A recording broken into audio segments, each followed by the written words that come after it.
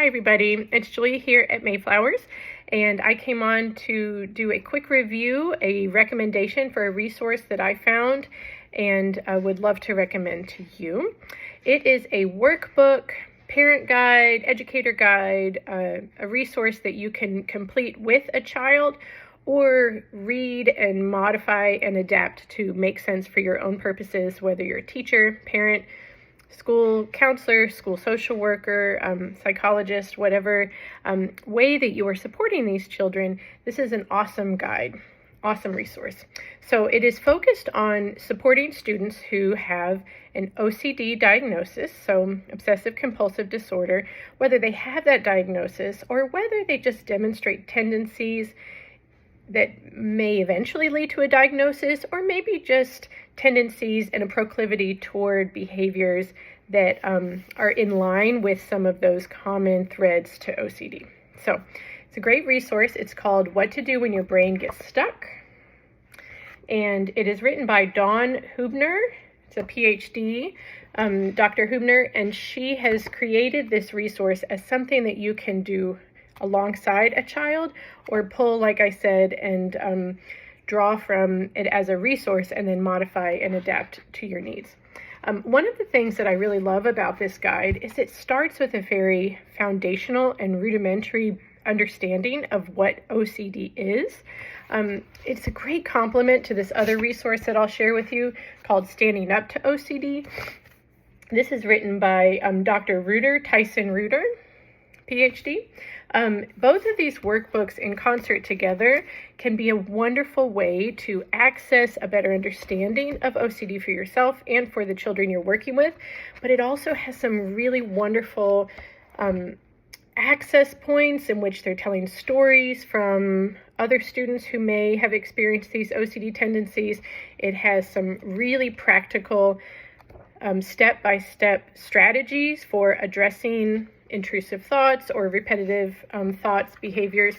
But the one thing that I wanted to point out from this, What to Do When Your Brain Gets Stuck, although again, Standing Up to OCD is also an excellent resource, there's this really wonderful illustration in the very beginning where Dr. Hubner is helping clients and students to begin to relate to what OCD is really doing, how OCD is really manifesting in their brain and in their thoughts. So it talks a lot about how throughout the day, throughout our lifetime, we hold on to some things and we get rid of some things within our own home setting. Some things we throw away, some things we put in the recycling bin, some things we take to Goodwill, but we don't hold on to every scrap of paper, every scrap of plastic. We don't hold on to every toy, every book, every piece of clothing for our entire lives. We slowly but surely differentiate between what we need to keep, what we need to get rid of, what serves us, what is not helpful, and we're always going through a process of determining what we need to hold on to and what we don't. One of the struggles of OCD is that the students, especially without as much self-awareness of their thought processes, will hold on to everything. They'll ruminate on the same thought over and over. They'll attend to fears or attend to concerns that maybe don't have a place, or not serving their safety and their well-being regularly. So the beginning of this book is really helpful because it begins to build that metaphor for them. There's even some very basic strategies, basic tactics in which they are looking at a lot of different things, and in a more benign sense that's less relative to their own experience, they're looking and saying, is this serving them? Is this serving me? Is this helpful? Should we get rid of this? And they're beginning to build that kind of muscle tone around differentiating what is helpful and what is not. So just wanted to point that out. Really, really awesome resource.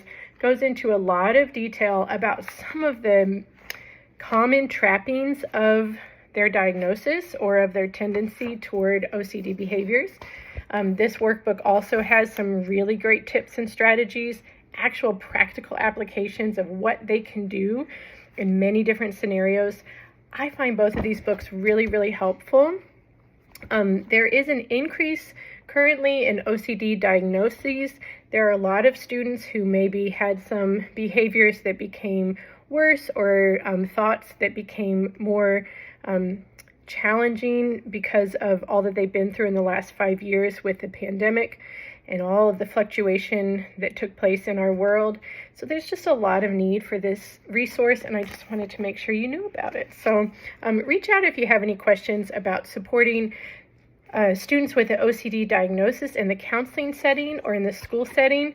It can be pretty complex, but there are millions of resources out there. There are wonderful experts that you can access and reach out to. So I'm happy to put you in the right direction if you have a need. All right, that's all from me. Just a quick little recommendation and touch point about supporting students who have that diagnosis or that tendency. Okay, thanks everyone. Have a great day.